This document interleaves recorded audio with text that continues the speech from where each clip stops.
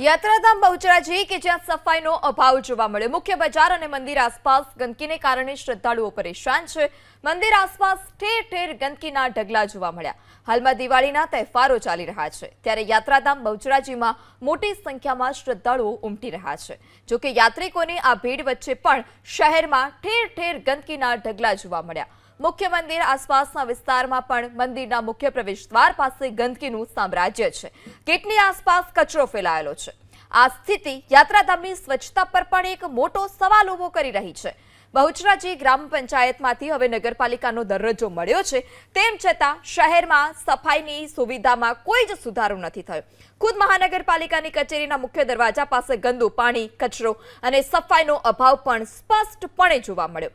એક તરફ દિવાળી અને નવા વર્ષને અનુલક્ષીને મંદિર પરિસરમાં સુંદર મંડપ અને રોશની કરવામાં આવી છે, તો આસપાસ ગંદકીના ઢગલા પણ જોવા મળ્યા।